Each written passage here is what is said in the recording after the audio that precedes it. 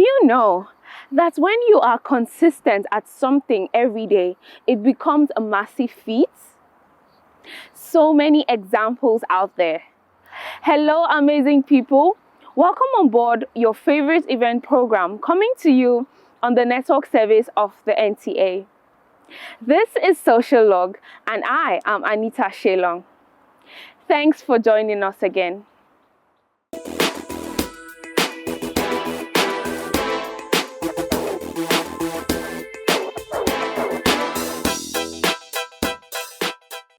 Opening Socialogue today, we are taking you on an unforgettable journey showcasing the elegance and brilliance of extraordinary individuals.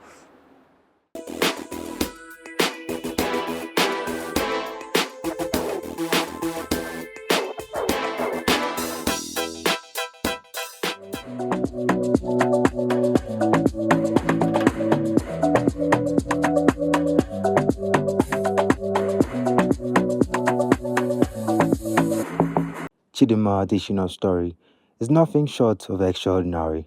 Born in Soweto, South Africa, she was raised by a Nigerian father and a Mozambican mother who had become a naturalized citizen of South Africa.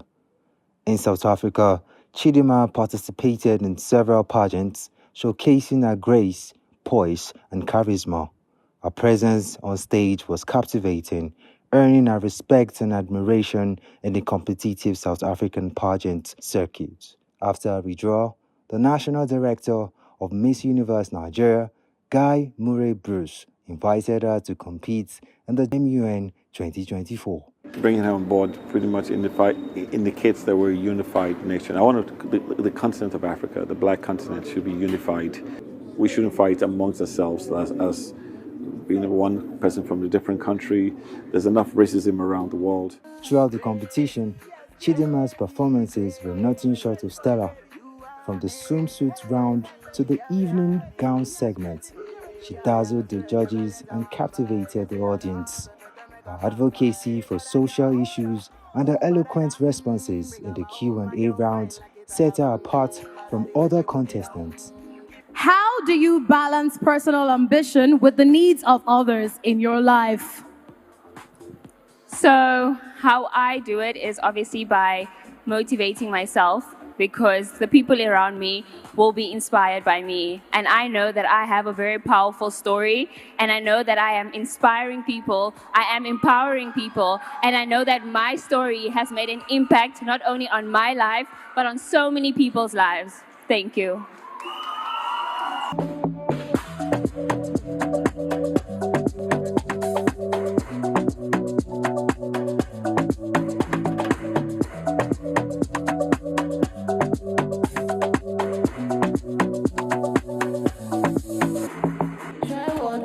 In my shoes if you go size you. You know they see anything for the best, but it was tight too. Don't try make a day, but the thing no they work for me.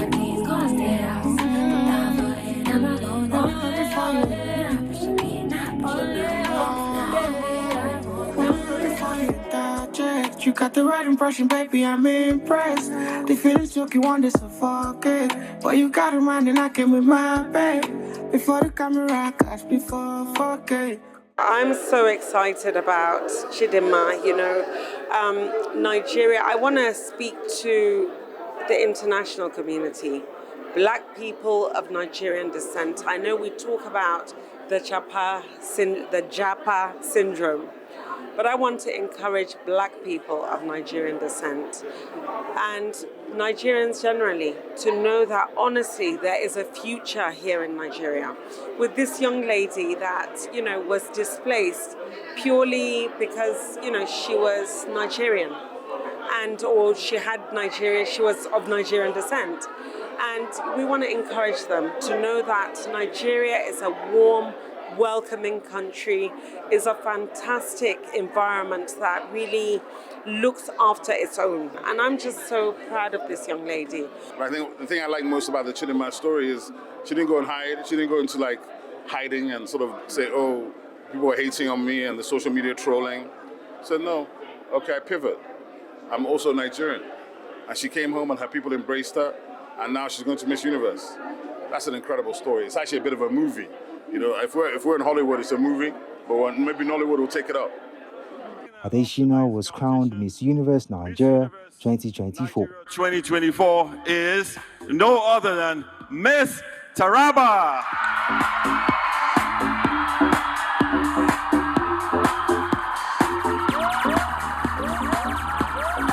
It was a night of celebration, reflecting not on a personal triumph, but also culmination of her diverse experiences. Chidima Adesina's journey from South Africa's pageant scene to becoming Miss Universe Nigeria 2024 is a testament to her dedication, hard work, and resilience.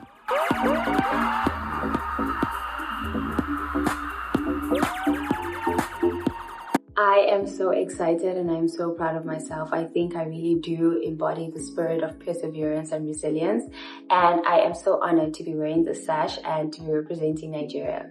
Now that I am Miss Universe Nigeria, I have a lot of projects that I have planned, which I'm so excited to share with each and every one of you. But I would also like to empower a lot of women, because I feel like I do embody the spirit of resilience, perseverance, and I think a lot of women feel empowered by my story.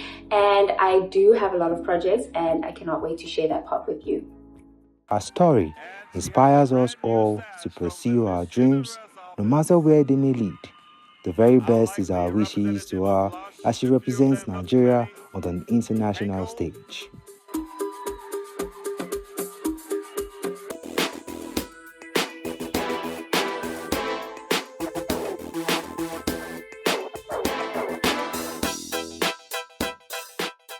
We've just witnessed grace, talent, and beauty in its finest form, reminding us that true beauty comes from within. Congratulations, Chidima, Miss Universe Nigeria.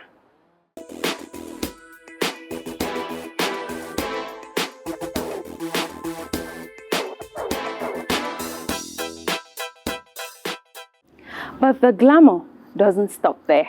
Up next, we shift gears from crowns to veils as we dive into the world of stunning bridal couture. We bring to you 2024 African Bridal Fashion Week.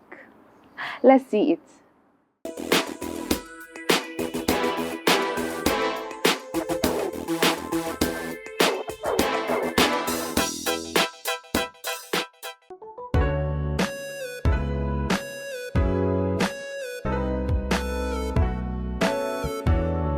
The 2024 African Bridal Fashion Week, themed The Identity, was a dazzling celebration of culture, heritage, and the beauty of bridal fashion.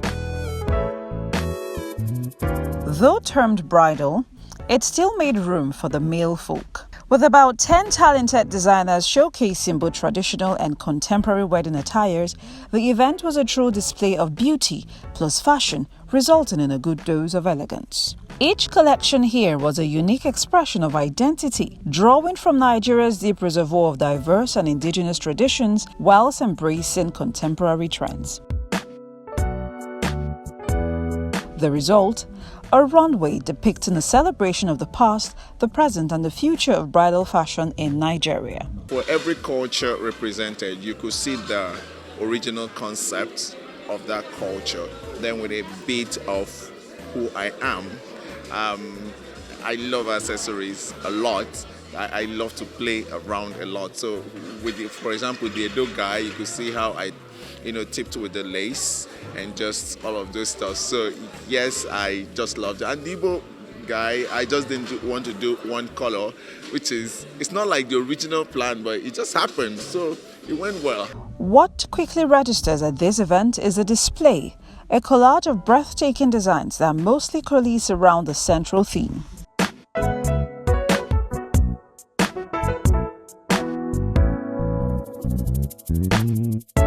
While the traditional bridal pieces showcased cultural pride with exciting colors, elaborate patterns and symbolic details that deeply echo our African roots, the contemporary designs offer the fresh take on bridal fashion with modern cut and new fabrics that speak to today's fashion-forward bride.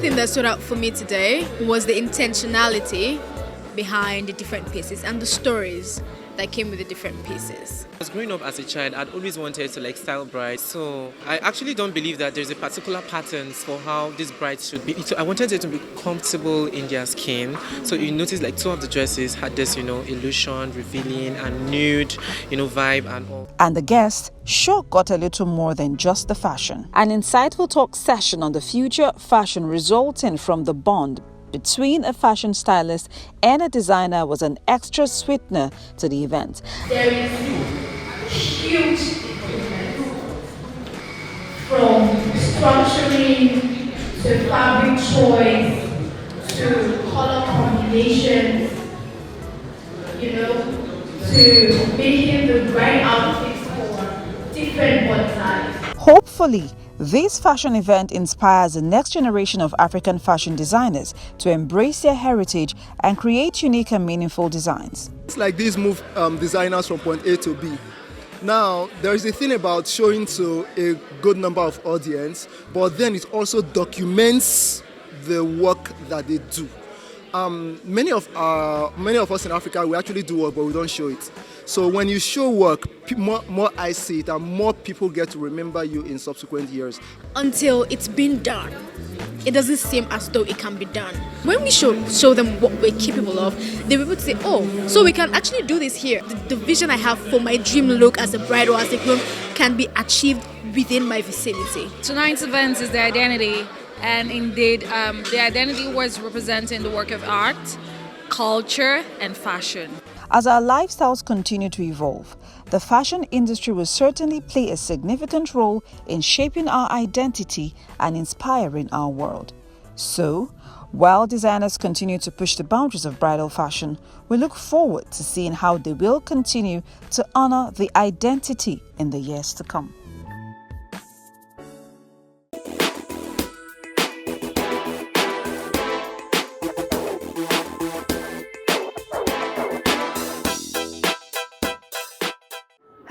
Absolutely breathtaking. If you're just joining us, this is Socialogue, your one-stop event plug. Still in the creative spectrum and totally basking in it, we bring you reflection.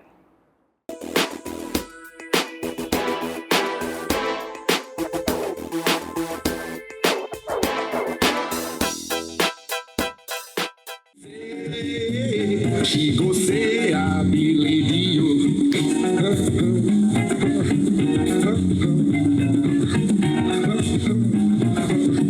Reflections is a tale of love, loss, and shattered hope. A play with intricate and sensitively woven themes and plots about Asia, a married woman who suffered both physical violence and mental depression from the hands of her husband, Ibroma, partly because she did not give birth early. As a married woman, you are unable to give me an heir. No children, are you not ashamed?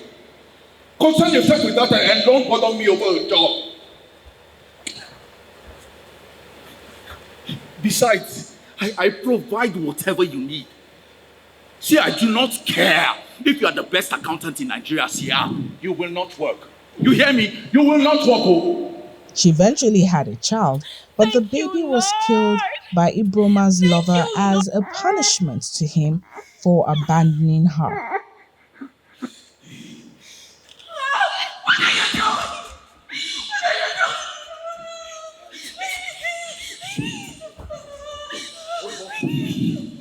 Asia!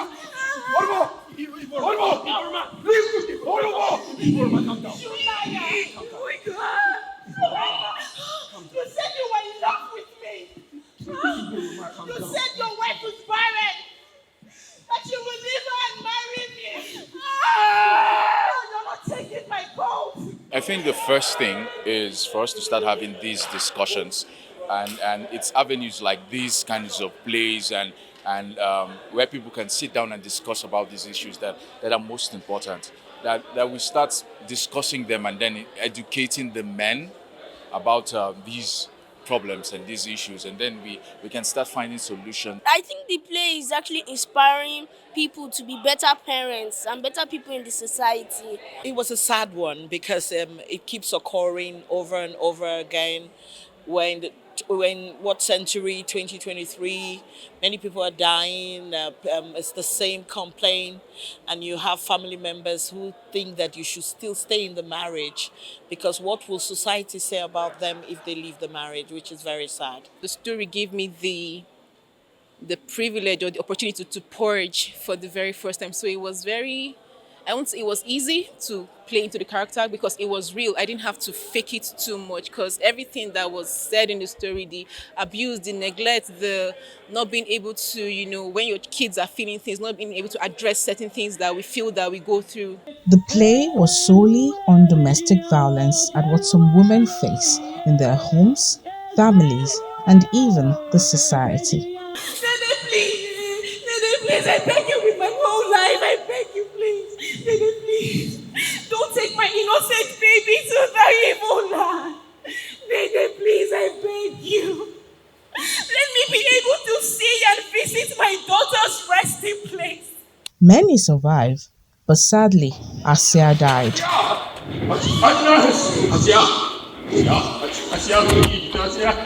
are you going to? Asia!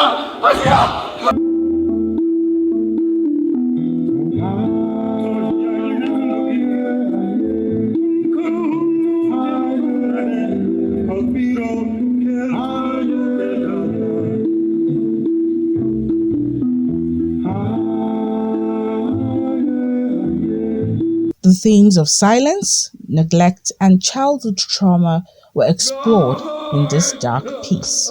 With actors driving home salient points with top-notch acting, music and dance used as an inspirational instrument, the play did exactly as intended, and that is to pass across a deep message. The play, fantastic, but it's a daily occurrence, really. It happens every day, and a lot of women die. There's so much domestic violence. It's just, like I said, it's a daily occurrence. We were crying because when she wasn't allowed to bury her baby, I thought it must be so awful. So it was a lot of emotions. I was crying, and then I got very, very angry as well, because when her mother told her, "What did you do that your husband treated you like he did?" And I thought, no one should be treated like that because of saying something. So that's why we're having things like this, to start up conversations. Because there's a culture of silence which we want to break, which needs to be broken.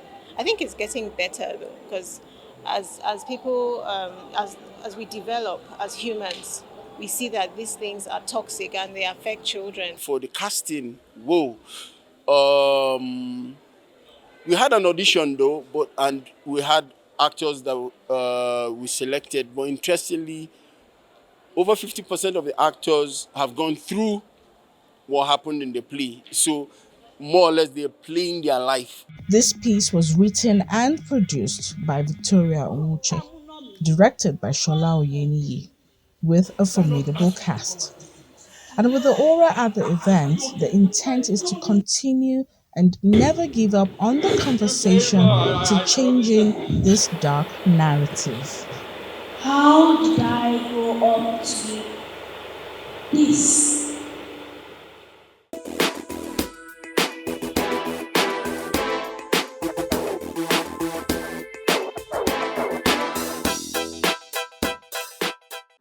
Such a powerful story to life with passion and talent. Today, we pause to reflect on the life and legacy of Pa Emmanuel Okoro Obaraye. Let's see the celebration of life all the way from the heartbeat of the nation.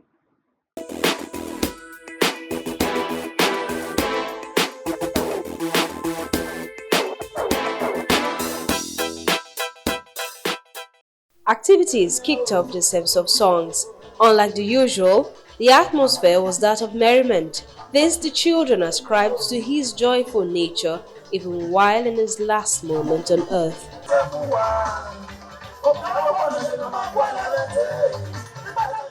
A funeral service to send him to his final abode was held at the First African Church Mission, a church he served as an actor season patron from 2015 till his death.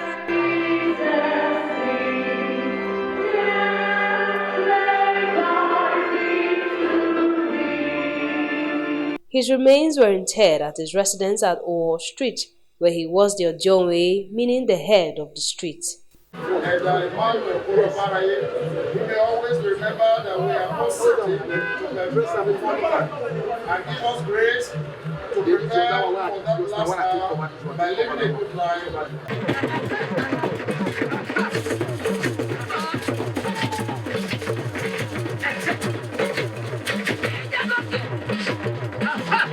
That does not have discrimination. Whether you are high, you are low, you are rich, you are poor, it relates with everybody. It doesn't say, no, this one is tall, this one is rich, this one is poor. No, it relates with everybody irrespective of your status. Not to know if he's angry. He tries to make sure that everybody around him is happy. Emmanuel Okoro Obaraye would have been 80 this year. His friend and brother recount his good deeds. He was the first person that had that, trust. That, no, sir, I know you're going to do well. As at that time, money was big. He gave me 700,000, and that was how I made my first move. We grew up together in this street.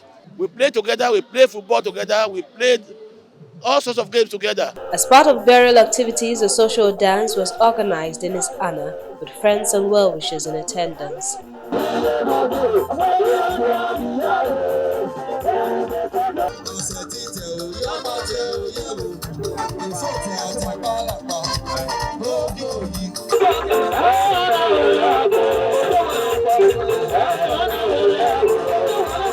You could tell that he was a man of many hearts, as his children had different expressions of his personality. He's always ready to come for any of the child. He's always there. He always taught us how to dress as a man.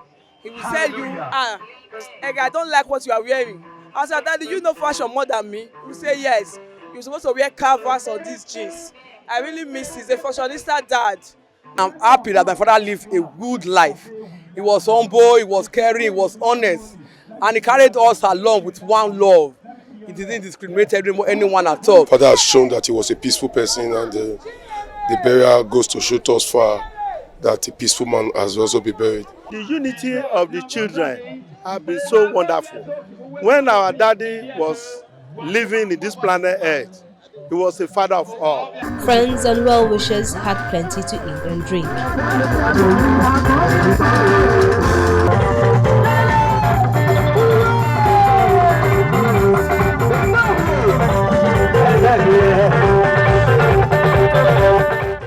The funeral activities culminated with a Thanksgiving service.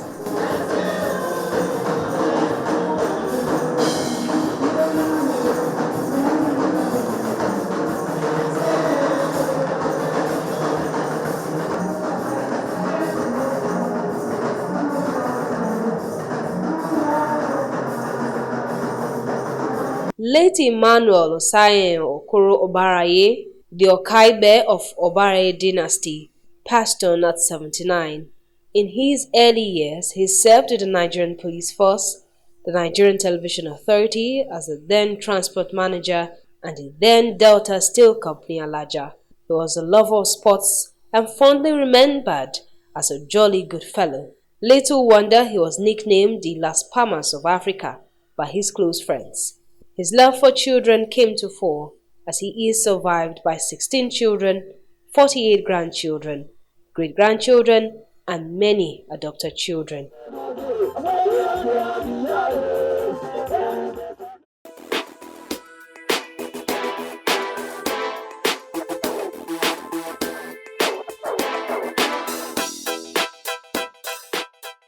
May his soul rest in perfect peace. And it's a wrap on the program today. Remember to always follow us on our YouTube channel at NTA Series. Join us again, same time next week. God bless.